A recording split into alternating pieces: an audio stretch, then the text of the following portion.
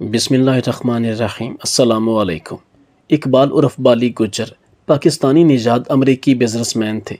जब रूस और अफ़गानिस्तान की जंग ज़ोरों पर थी तो कुछ मुहाजिरीन पाकिस्तान आए थे। उस वक्त एक अफ़गानी औरत मजबूर होकर इकबाल गुज्जर के पास आई और कहा कि हम अफ़गानिस्तान से हिजरत करके आए हैं। जैसा कि आप जानते हैं कि जंग लगी हुई है। इस जंग में मैं अपने भाई, वालिद और शौहर को खो चुकी हूँ और मेरी बेटी 7 दिनों से भूखी है और मेरी छातियों में कतरा दूध नहीं, दूध तो क्या खून तक नहीं कि मैं अपनी बेटी को पिला सकूं, तो आप मेरी मदद कीजिए। ये सुनते ही इस अफ़गानी औरत का हुस्न इसे बहकाने लगा और शैतान गालिब आया और इसने एक शर्त रखी कि अगर तुम मुझे अपनी छातियों पर हाथ फेरने दो, यानी कि मैं खुद तसल्ली करूँगा, अगर तुम्हारी छातियों में दूध ना हुआ तो मैं तुम्हारी मदद करूँगा, दूध भी दूंगा और साथ में पैसे भी दूंगा। ये अफ़गानी औरत इंतहाई गुस्से के आलम में आगे चली गई, लेकिन रोती हुई थोड़ी ही देर बाद दोबारा वापस पलट आई। लेकिन अब इसकी नीयत, एतजाज़ एहसन कहते हैं कि इकबाल उर्फ बाली गुज्जर कनाडा के शहर टोरंटो के चंद मारूफ पाकिस्तानी कारोबारी शख्सियात में से एक था। वो बहुत खूबसूरत और ज़हीन था, मगर इसके हाथ और बाजुओं पर मौजूद जलने के निशानात इसके हुस्न को गहना देते थे। इसकी कंपनी में काम करने वाले लोगों को जलने की वजह से बन जाने वाले वो दाग देखकर कोफत होती थी। चाहे मुंह पर कोई न कहता, मगर पीठ पीछे सब इन दागों से कराहत का इजहार करते थे और सबके जहन में सवाल आता था कि इतना दौलतमंद होते हुए भी ये शख्स इन दागों को सर्जरी के जरिए ख़त्म क्यों नहीं करवा देता। मगर ये सवाल इससे पूछने की हिम्मत कोई नहीं करता था, क्योंकि सबके कारोबारी मुफादात इस शख्स से जुड़े हुए थे और कोई भी बिजनेस पार्टनर इसे नाराज़ करके अपना कारोबार ख़त्म नहीं करना चाहता था। फिर एक दिन इन्होंने खुद ही से इस राज से पर्दा उठा दिया। पहले बहुत अफसोस का इजहार किया, फिर अपना वाक़या सुनाया कि मैं 1960 में कनाडा मुंतकिल हुआ था, मगर यहाँ मुंतकिल होने से चंद साल कबल की बात है कि जब रूस और अफ़गानिस्तान की जंग ज़ोरों पर थी और कुछ अफ़गान मुहाजिरीन पाकिस्तान आए थे, तो कुछ पठान मेरे इलाके में भी आबाद हुए। इनमें से एक औरत थी जिसका शौहर टैंक का गोला लगने से शहीद हो गया था। जिस्म के टुकड़े टुकड़े हो गए थे और इस औरत के पास फ़कत शौहर की जूती का एक पाँव बचा था, जो इसने निशाने के तौर पर अपने पास रखा हुआ था। इस औरत ने सीने से चंद माह की बच्ची को लगा रखा था और भूख का ये आलम था कि औरत की छातियों में बच्ची को पिलाने के लिए भी दूध न था। खुराक की कमी के बायस वो खुश्क हो चुका था। बच्ची भूख की वजह से बिलक रही थी। उन दिनों में क्वेटा में दूध दही का काम करता था। मैंने एक बकरी खरीदी थी जिससे अल्लाह ताला ने मुझे इतना नवाजा कि मेरा भैंसों का बाड़ा बन गया। एक वक्त था कि मुझे 2 वक्त की रोटी भी नसीब नहीं होती थी। फिर अल्लाह ताला ने मुझे ऐसा नवाजा कि मैं पूरे बाजार का सबसे बड़ा दूध का ताजर बन गया। बड़ी बड़ी मिठाइयों की दुकानों वाले मुझसे दूध लेकर जाते थे। डेयरी फार्म्स पर मेरा दूध जाता था, हत्ता कि मेरा पूरे इलाके में एक नाम था। और अल्लाह ताला ने मुझे उस दौर में लाखों रुपए से नवाजा जब मर्सिडीज़ की कीमत 3-4 लाख से ज़्यादा ना थी और अल्हम्दुलिल्लाह 8-10 लाख रुपए की मेरी एक दिन की सेल हुआ करती थी। इतना ज़्यादा पैसा हर रोज़ आता देखकर मेरी गर्दन में सरिया आ गया था और मैं ज़मीन पर एड़ी मार कर चलता था। इलाके के तमाम छोटे बड़े लोग मुझसे डरते थे, हत्ता कि मकामी MNA और MPA भी मेरे घुटनों को हाथ लगाकर मेरे साथ बैठते थे। इलाके में जब कभी भी कोई मसला, कोई लड़ाई झगड़ा हो जाता तो तमाम इलाका मेरे डेरे पर आता और जो फैसला मैं कर देता वही अटल लफ्ज़ आखिर होता। खैर, अब मौजू की तरफ वापस आते हैं कि उस औरत की छातियाँ बिल्कुल खुश्क हो चुकी थी, जिनमें दूध का कतरा भी ना था, और इसकी बच्ची जो इसने गोद में उठाई हुई थी वो भूख की वजह से बिलक बिलक कर चीख चीख कर रो रही थी। मैं ये सारा मंजर देख रहा था तो फिर वो औरत मेरी दुकान पर आई और बच्ची के लिए मुफ्त दूध देने के लिए मेरी मिन्नत समाजत करने लगी। तब दूध की कीमत इतनी ज़्यादा ना थी। मैं अगर बच्ची के लिए 2-3 किलो दूध औरत को मुफ्त भी दे देता तो मुझे फ़र्क ना पड़ता, मगर जब मेरी नज़र इस औरत पर पड़ी तो इसका हुस्न देखकर मेरे अंदर का शैतान जाग गया और मैंने इससे नफ्स की ख्वाहिश पूरी करने का फ़ैसला कर लिया। इसीलिए औरत को वरगलाने के लिए कहा, बच्ची अभी छोटी है, तुम इसे माँ का दूध पिलाओ, ये जानवरों का दूध इसके लिए इंतहाई नुकसानदा है। मेरी बात सुनकर वो औरत कुछ शर्मिंदा और कुछ गुस्से होते हुए बोली कि मेरा दूध हालात की सख्ती की वजह से खुश्क हो चुका है, दूध क्या خون بھی نہیں نکل رہا، ورنہ وہی اپنی بچی کو پلا دیتی۔ عورت کی بات سن کر میں مطلب کی بات پر آ گیا اور کہا کہ مجھے یقین نہیں آتا تمہارے پاس دودھ نہیں ہے، لہٰذا میں خود تصدیق کروں گا۔ اگر تمہاری بات سچ ہوئی تو تمہیں تمہاری ضرورت کے لیے دودھ دے دوں گا۔ میری بات سن کر اس عورت نے انتہائی سخت رد عمل دیتے ہوئے انکار کر دیا، اور اپنی خواہش نہ پوری ہوتی دیکھ کر میں اسے ایموشنلی بلیک میل کرنے لگا۔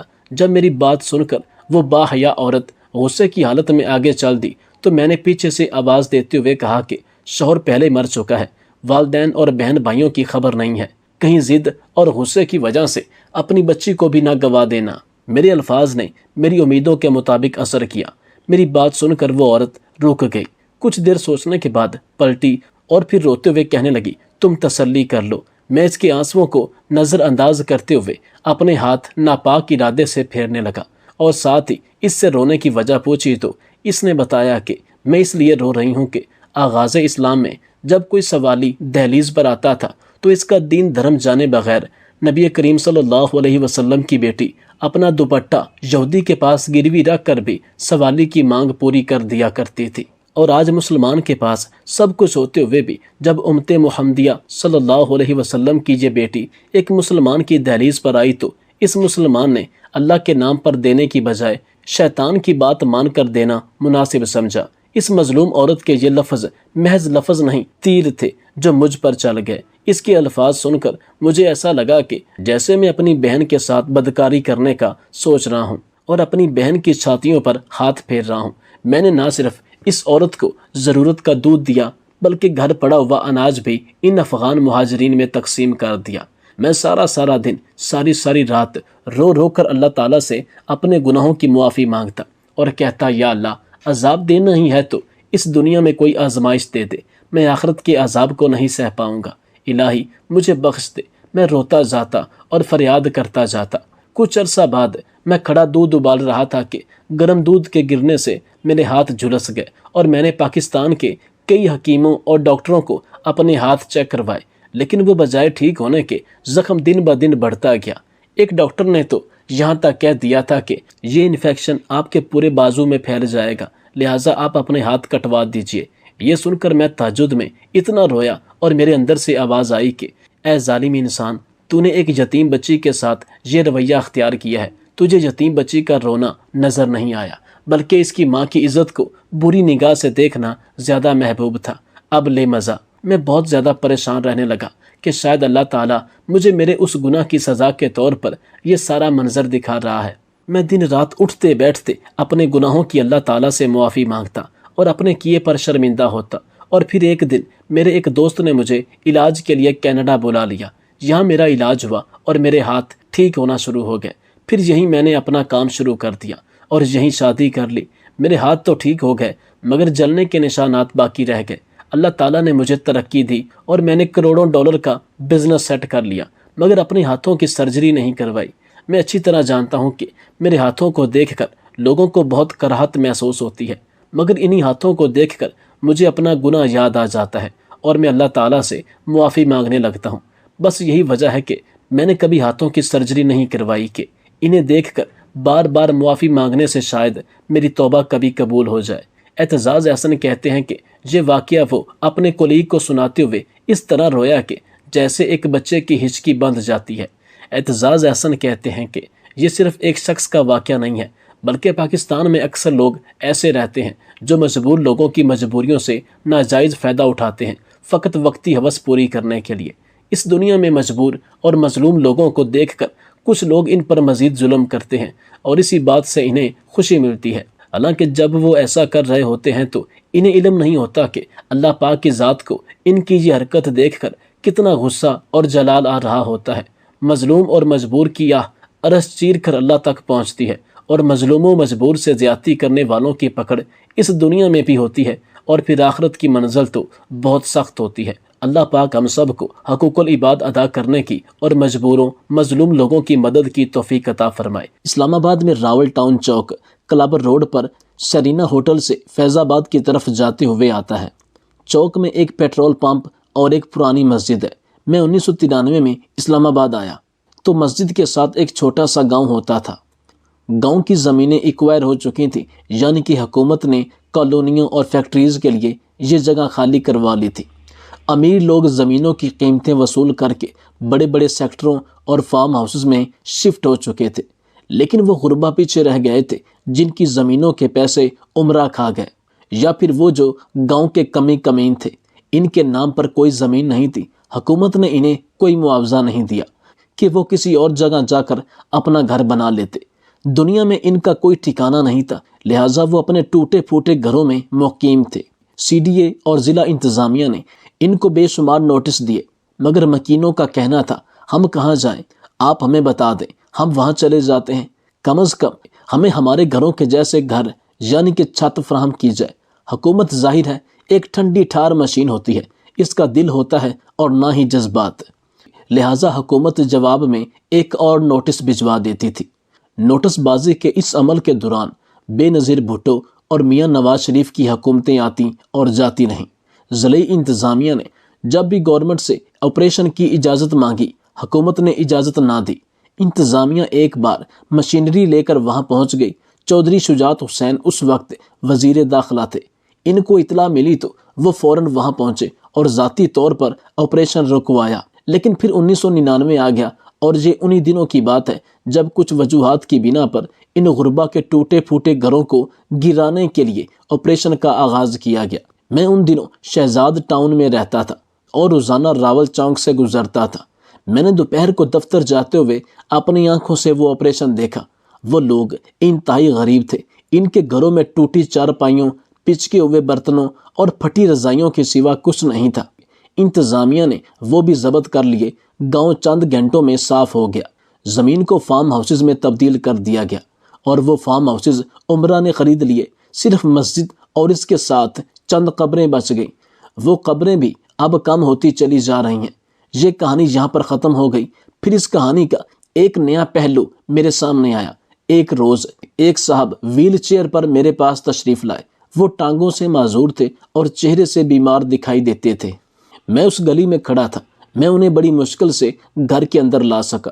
میں نے ان سے وجہ پوچھی کہ آپ بیمار لگ رہے ہیں اور آپ کی ٹانگوں کو کیا ہوا ہے۔ وہ مجھے اپنی کہانی سنانے لگے۔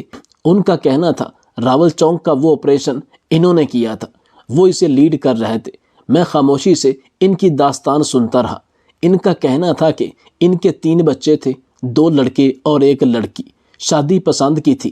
وہ سی ایس پی آفیسر تھے، کیریئر بہت برائٹ تھا، سینئر اس کی کارکردگی سے بہت مطمئن تھے۔ ان کا اپنا خیال بھی تھا وہ بہت اوپر تک جائیں گے۔ وہ ریٹ آف دی گورنمنٹ کے بہت بڑے حامی تھے۔ وہ سمجھتے تھے قانون پر 100% عمل ہونا چاہیے اور جو شخص قانون کے راستے میں حائل ہو، ریاست کو اس کے اوپر بلڈوزر چلا دینا چاہیے۔ جب راول چوک کے مکانات گرانے کا حکم دیا تو یہ ذمہ داری انہیں سونپی گئی۔ یہ فورس لے کر وہاں پہنچے اور گھر گرانا شروع کر دیے۔ لوگ مزاحم ہوئے، پولیس نے ڈنڈے برسائے۔ بہرحال قصہ مختصر، آپریشن مکمل ہو گیا اور انتظامیہ نے ملبہ اٹھانا شروع کر دیا۔ وہ رکے اور پھر بولے۔ آپریشن کے بعد اینٹوں کے ایک ڈھیر پر درمیانی عمر کی ایک خاتون شمع بیٹھی تھی۔ وہ ملبے سے نہیں اٹھ رہی تھی۔ اس کا صرف ایک مطالبہ تھا۔ وہ کہہ رہی تھی کہ وہ بس ایک بار آپریشن کرنے والے صاحب سے ملنا چاہتی ہے۔ انتظامیہ عموماً ایسے مواقع پر خواتین سے زبردستی نہیں کرتی، چنانچہ اہلکاروں نے انہیں بتایا کہ یہ ہمارے افسر ہیں، اور وہ خاتون میرے پاس چلی آئی۔ خاتون نے ان کی طرف دیکھا اور کہا صاحب یہ آپریشن آپ نے کیا؟ میں نے جواب دیا ہاں۔ اس شمع نے جھولی پھیلائی، آسمان کی طرف دیکھا اور بولی یا پروردگار، اس شخص نے میرے اور میرے بچوں کے سر سے چھت چھینی ہے، یا اللہ اسے اور اس کے بچوں کو برباد کر دے۔ میں اس وقت جوان تھا، میں نے منہ دوسری طرف پھیر دیا۔ اس خاتون نے اس کے بعد کہا یا اللہ ہم سے ہمارے گھر چھیننے والے تمام لوگوں کو برباد کر دے۔ اس نے اس کے بعد اپنی پوٹلی اٹھائی، اپنے بچے ساتھ لیے اور چلی گئی۔ یہ گورنمنٹ پولیس افیسر مجھے یہ واقعہ سناتے ہوئے زاروں قطار رونے لگا اور میں نے اس کے آنسو صاف کیے۔ یہ گورنمنٹ افیسر بولا سر آپ یقین کریں وہ دن ہے اور آج کا دن ہے، میں بحرانوں سے نہیں نکل سکا، میں اس پوٹلی والی کی بد دعا کا نشانہ بن گیا۔ میرا ایکسیڈنٹ ہوا، میری بیوی اور میری بچی مر گئی، میری ٹانگیں کٹ گئیں، میرے دونوں بیٹے ایک ایک کر کے بیمار ہوئے۔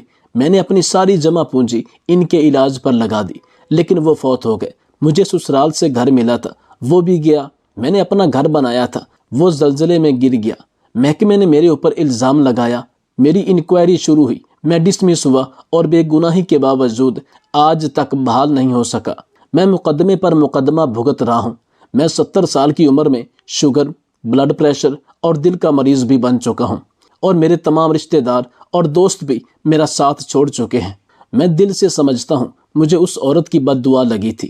حکومت، میرا محکمہ اور آرڈر دینے والے لوگ تینوں پیچھے رہ گئے، لیکن میں برباد ہو گیا۔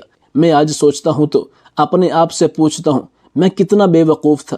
غریبوں کے سروں سے چھت چھین لی۔ یہ آفیسر جانے سے پہلے رکا اور پھر بولا، آپ کو میری باتیں عجیب لگیں گی، لیکن میں نے تحقیق کی ہے۔ اس آپریشن کا حکم دینے والا ہر شخص میری طرح ذلیل ہوا۔ ان میں سے آج کوئی شخص اپنے گھر میں آباد نہیں۔ وہ سب اولاد اور بیویوں کے بغیر عبرتناک اور بیمار زندگی گزار رہے ہیں۔ یہاں تک کہ اس وقت کے چیئرمین CDA کی ساری پراپرٹی بھی بک گئی اور اس کی اولاد بھی در بدر ہو گئی۔ وہ بھی عبرت کا نشان بن کر آخری سانسیں لے رہا ہے۔ ہم سب کو اس عورت کی آہ کھا گئی۔ یہ سرکاری آفیسر کہتا ہے کہ میری گزری ہوئی اس ساری زندگی میں میرا تجربہ اور میرا مشاہدہ ہے، دنیا کا ہر وہ شخص جو کسی کے سر سے چھت اور اس کا روزگار چھینتا ہے یا پھر کسی معزز شخص کو بے عزت کرنے کی کوشش کرتا ہے، اللہ تعالیٰ اس سے سب کچھ چھین لیتا ہے، اور وہ شخص اس کے بعد روز مرتا اور روز جیتا ہے، مگر اس کی سزا ختم نہیں ہوتی۔ یہ واقعہ سننے کے بعد خدا گواہ ہے میرے رونگٹے کھڑے ہو گئے، اور میں اس کی باتیں سن کر عالم حیرانی میں چلا گیا۔ مجھے ایسا لگا کہ خدا نہ خواستہ یہ سب کچھ میں نے ہی کیا ہے۔ میرے جسم کا لوں لوں اٹھنے لگا، میرے ہاتھ پاؤں سن ہو گئے، حتیٰ کہ مجھ میں چلنے تک کی ہمت نہ رہی۔ میری نظر میں اس واقعہ کا لب لباب یہ ہے کہ آپ جو دل چاہیں کریں، لیکن کسی کی بد دعا نہ لیں۔